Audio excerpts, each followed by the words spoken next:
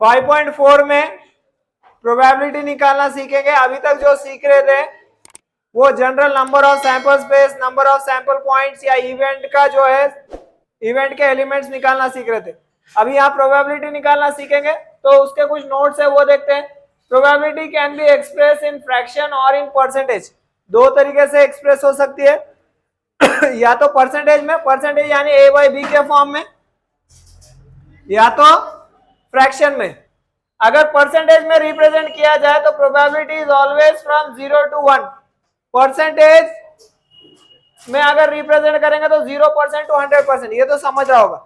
ये 0 to 1 क्या है, तो फ्रैक्शन जो भी होते हैं, जैसे मैं 1/2 लिखूं या 5/6 लिखूं या 12/4 लिखूं, ऐसे अगर लिखा जाए, ठीक है, तो that will always be in between this.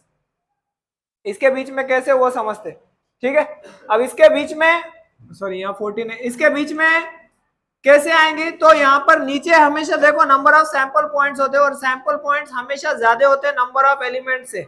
जैसे किसी इवेंट में एक ही एलिमेंट है और सैंपल स्पेस में 2 है, तो 1/2 हो जाएगा, तो इसका आंसर आएगा 0.5। तो ये 0 से बड़ा है और 1 से छोटा है। अगर ऊपर भी 2 आ जाए और नीचे भी 2 आ जाए तो आंसर हो जाएगा, ये दोनों या तो इक्वल आएंगे या तो न्यूमरेटर छोटा रहेगा डिनोमिनेटर से। ऐसा कभी नहीं होगा कि न्यूमरेटर बड़ा और डिनोमिनेटर छोटा हो, ऐसा कभी नहीं हो सकता। क्यों नहीं हो सकता, क्योंकि ये जो एलिमेंट्स आते हैं ना, ये सैंपल स्पेस में इससे ही आते हैं। मैंने बताया था आपको, जो इवेंट्स होते हैं वो सैंपल स्पेस के क्या होते हैं, सबसेट होते हैं। तो इसके नंबर्स हमेशा इससे छोटे रहेंगे या तो इसके बराबर रहेंगे, इससे बड़े कभी भी नहीं रहेंगे। क्लियर है क्या सभी को? हाँ, तो वही हमने प्रोबेबिलिटी निकालने का ये फॉर्मूला है, वो देख लेते। प्रोबेबिलिटी ऑफ इवेंट है, अब ए आ सकता है, बी आ सकता है, सी आ सकता है, जो दिया है वो। कुछ नहीं दिया तो अपने दिल से डिसाइड कर सकते। प्रोबेबिलिटी किसी की निकालना है, जैसे इवेंट ए की निकाल रहे हैं, तो उसका फॉर्मूला रहेगा number of elements in A by number of sample points. इसको लिखना कैसे है, पूरा ये लिखते नहीं बैठना है, इसको शॉर्ट में लिखना है। प्रोबेबिलिटी पी से डिनोट होता है, पी इन ब्रैकेट ए यानी probability of event A, that is equal to number of elements in A by number of sample points. ये फॉर्मूला लेके सॉल्व करेंगे तो उसकी प्रोबेबिलिटी निकल कर आ जाएगी। क्लियर है? समझ में आ रहा है क्या? जिसको नहीं समझ रहा है प्रैक्टिस सेट में क्लियर हो जाएगा। Practice set 5.4 question number 1, first one, find the probability of the following event. तो प्रोबेबिलिटी कहाँ फाइंड करना है, जहां पे प्रोबेबिलिटी फाइंड करने के लिए बोला गया हो वहीं पर। जैसे 5.3 तक बोला ही नहीं गया था इसलिए नहीं निकाल रहे थे। यहाँ पर क्या बोला है, 2 coins are toss then find the probability of the following events. Following events मतलब इसको कोई नाम नहीं दिया है, जहां पे नाम नहीं है वहां पे हमें नाम देना पड़ेगा। तो getting at least 1 head and getting no head. पहले तो सैंपल स्पेस निकालते हैं कि अगर 2 कॉइन हम लोग टॉस करते हैं तो क्या क्या आउटकम हो सकते हैं। हाँ ठीक है, टी एंड टी दोनों पे H, H comma T, T comma H, और कुछ नंबर ऑफ सैंपल पॉइंट्स 4। जो फर्स्ट वन दिया है उसको लिखते हैं let A be the event of getting, क्या लिखेंगे जो दिया है वो, of getting at least 1 head. At least मतलब कम से कम एक, ज्यादा से ज्यादा कितने भी हो हमें मतलब नहीं। हाँ, H comma H, H comma T, T comma H, और कुछ नहीं। तो number of elements in A 3। Probability अगर निकालेंगे तो probability of event A that is number of elements in A by number of sample points, क्या हो जाएगा 3/4। Therefore probability of A is 3/4।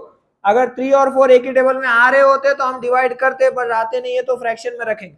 Fraction को डेसिमल में कन्वर्ट करने की जरूरत नहीं, क्योंकि अभी हमने सीखा है या तो फ्रैक्शन से बता सकते हैं या तो, हाँ तो फ्रैक्शन में बता दिया हमने। इसको लेते हैं let B be the event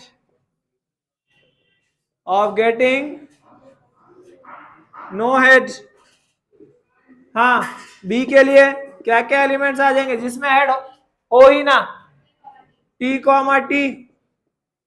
therefore number of elements in B 1। Probability of B is equals to number of elements in B by number of sample points कितने हैं बी में 1 4 1 और 4 एक ही टेबल में तो आते नहीं है, 1 को छोड़कर कुछ और टेबल में, therefore probability of B is 1/4। समझ में आ रहा है क्या सभी को? यही आंसर। सेकंड वन में हमें बोला है 2 coins are toss, sorry 2 dice are rolled simultaneously, dice का ही है ना, 2 dice are rolled simultaneously, dice rolled किया है तो साइमल्टेनियसली एक साथ दो, तो क्या आएंगे 1, 1 1, 2 1, 3 1, 4 1, 5 1, 6। इस तरह से हमें कहां तक जाना है 6, 6 तक। स्टार्ट करो फिर लिखना। सो 36 सैंपल पॉइंट्स हो जाएंगे, तो यहाँ पे हम लिखेंगे number of sample points are 36। Event A में हमें बोला है the sum of the digit on the upper face is at least 10, at least यानी कम से कम 10 होना चाहिए। यहाँ पे इवेंट ए नहीं बोला है तो हम लिख देंगे लेट, फर्स्ट वन दे दो इसको, let A be the event that the sum of the digits on upper face is at least 10। बोलो किसका किसका सम at least 10 होता है? 4, 6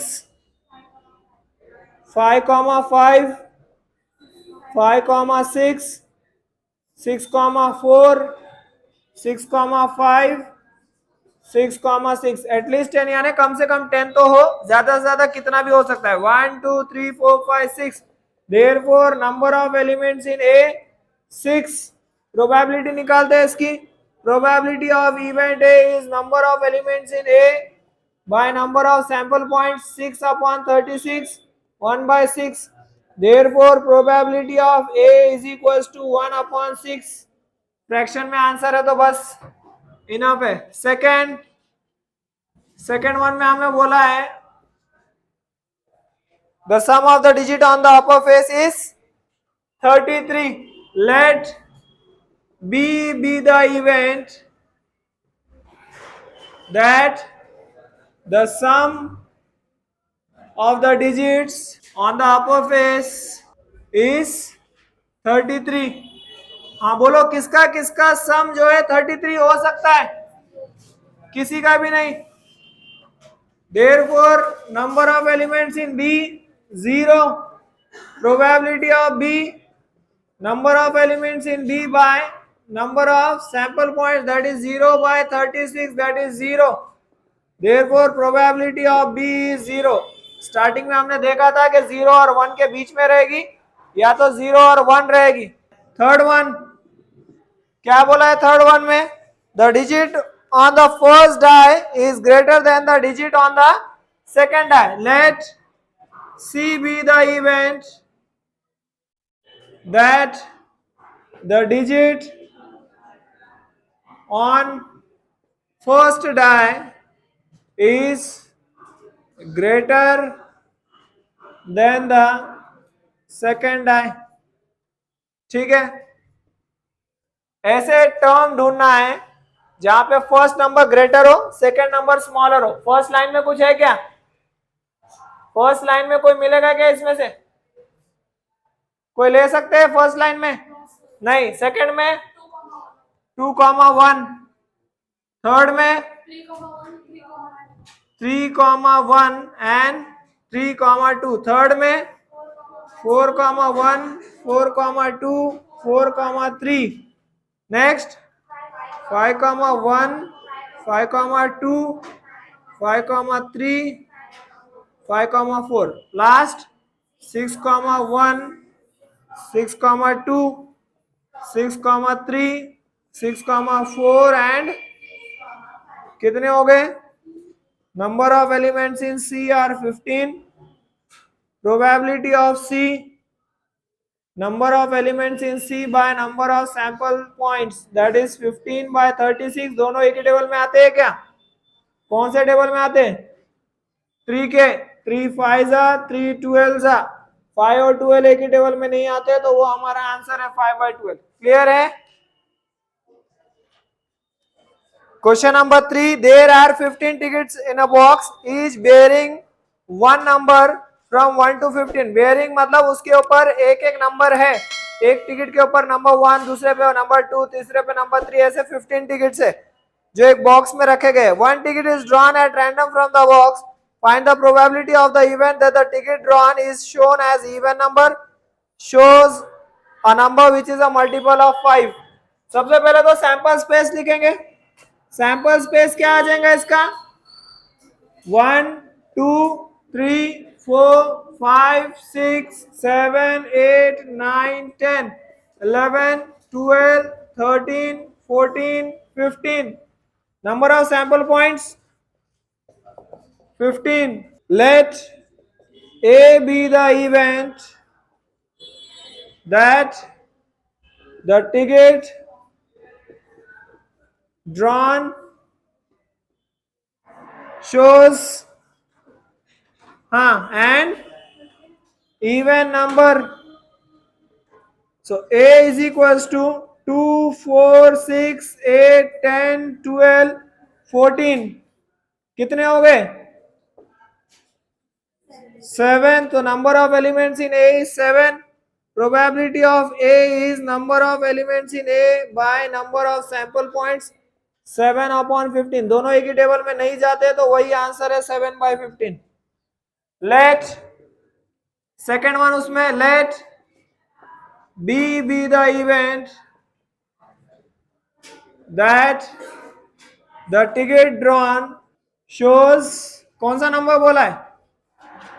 shows a मल्टीपल ऑफ 5। 5 के मल्टीपल्स बोलो कौन से आएंगे? 5 10 15। therefore number of elements in B 3। probability of B number of elements in B by number of sample points that is 3/15 that is 1/5। ये है थर्ड वन। फोर्थ वन आप लोग try करो, फिफ्थ वन मैं बता दूंगा। क्वेश्चन नंबर 5 जो है थोड़ा सा क्वेश्चन हटके क्योंकि वो प्लेइंग कार्ड्स के ऊपर डिपेंड है। सो वो देख लो डिस्ट्रीब्यूशन कैसे होता है। Distribution of 52 playing cards.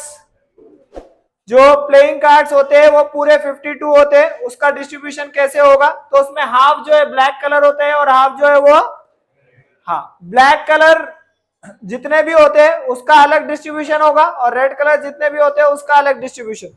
Black colour में हाफ जो है वो स्पेड टाइप के होते हैं जो पत्ते की तरह होता है, उल्टा पत्ता जो होता है उस तरह से जैसे, ठीक है। और क्लब कार्ड यानी जिसके ऊपर ट्री टाइप सिंबल आएगा वो क्लब कार्ड।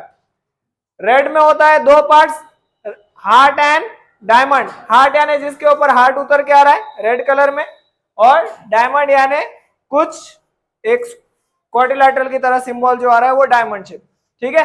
अब इस तरह का सिंबल आपको रेड में नहीं दिखेगा, इस तरह का सिंबल आपको रेड में नहीं दिखेगा, और ये दो तरीके के सिंबल आपको ब्लैक में नहीं दिखेगा। क्लियर हो गया क्या? अच्छा, ये जो 13 है इसका और डिस्ट्रीब्यूशन है। 13 में जो है 4 ऐसे कार्ड है जो बिल्कुल उसके ऊपर शेप उतर के आता है, जैसे जैक जिसके ऊपर एक जोकर का फोटो आता है, किंग नाम से ही पता चल रहा है जिसके ऊपर एक किंग का फोटो आएगा, और क्वीन यानी जिसके ऊपर एक क्वीन का फोटो आएगा। एक और कार्ड होता है जिसके ऊपर ए लिख के आता है, नंबर 1 नहीं होता है कार्ड में, ए लिख कर आता है, उसे बोला जाता है एस कार्ड। और 1 के आगे के जो होते हैं वो नंबर होते हैं 2 से लेके 10 तक। तो 2 से लेके 10 तक ये कितने नंबर हो गए? 9, ये 10 11 12 13। तो ये 13 का डिस्ट्रीब्यूशन है। मतलब 3 कार्ड होते हैं और 1 to 10 नंबर्स होते हैं, ऐसे समझ सकते हैं। लेकिन 1 की जगह 1 ना देकर क्या दिया है? S card. जिसके ऊपर ए लिख कर आता है उसको एस कार्ड बोलेंगे, और जिसके ऊपर फोटो उतर के आ रही है उसको फेस कार्ड बोलेंगे क्योंकि उसके ऊपर फेस उतर के आता है, ठीक है। वैसे ही क्लब का है जैक किंग क्वीन एस और 2 से 10 तक नंबर, वैसे ही हार्ट का, वैसे ही डायमंड का। समझ में आ रहा है क्या सभी को? ये क्लियर है सभी को? अच्छा, इसमें जो है देखो, ये जो जैक किंग और क्वीन है इसको बोला जाता है फेस कार्ड। क्या बोला जाएगा? Face card. क्यों? क्योंकि उसके ऊपर फेस उतर कर आएगा। और इसको बोला जाता है एस कार्ड क्योंकि उसके ऊपर ए लिख कर आता है, ठीक है। तो टोटल जो है अगर आप देखोगे 52 में, 52 के पैक में कितने एस कार्ड होते हैं? 4 होते हैं। एस कार्ड कितने होते हैं? यहाँ का 1 2 3 4। फेस कार्ड कितने होते? फेस कार्ड कितने रहेंगे? 12। फेस कार्ड 12, 16 क्यों रहेंगे? 3, 6, 9, 12। एस कार्ड को अपन फेस कार्ड बोल के नहीं ले रहे, उसको अलग से गिन रहे अपन। हाँ, वो उसको 4 कंसीडर करो मत। फेस कार्ड सिर्फ यही है, जैक, किंग, क्वीन। जो एस है वो सिर्फ एस कार्ड बोलकर आएगा। वैसे 4 है, और फेस कार्ड कितने रहेंगे? 12 रहेंगे। तो there are 12 face card in a pack of 52 and there are 4 ace card in a pack of. समझ में आ रहा है क्या? ये डिस्ट्रीब्यूशन याद रखो। इसके ऊपर क्वेश्चन नंबर 5 है जो कल देखेंगे। A card is drawn at random from a pack of well shuffled 52 playing cards. Find the probability that the card drawn is first one an ace card, second one a spade card. कल हमने इसका पूरा description देखा था 52 playing cards का कि कैसा distribution होता है। 52 में से आधे जो है ब्लैक होते हैं और आधे जो है वो रेड होते हैं। जो ब्लैक होते हैं उसमें 2 पार्ट्स हो जाएंगे स्पेड और क्लब, और जो रेड होते हैं उसमें 2 पार्ट्स हो जाएंगे हार्ट और फिर वो 13 का भी मैंने डिस्ट्रीब्यूशन बताया था आपको। ठीक है, तो total playing cards there are 52 playing cards. अब इसका सैंपल स्पेस लिखते नहीं बैठेंगे क्योंकि सैंपल स्पेस 1 to 52 नहीं आएगा। रेड अलग है, ब्लैक अलग है, उसमें हार्ट शेप अलग है, डायमंड शेप अलग है, तो वो लिख नहीं सकते। Therefore number of sample points are 52। Direct लिख दो।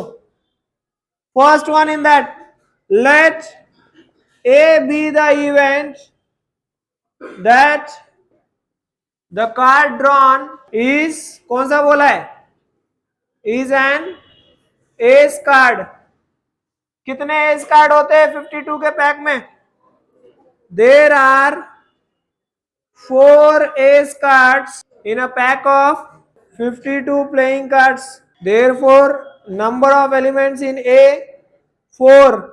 इसकी प्रोबेबिलिटी निकालेंगे तो probability of A is number of elements in A by number of sample points 4 by 52 1 by 13। यह है प्रोबेबिलिटी ऑफ इवेंट A।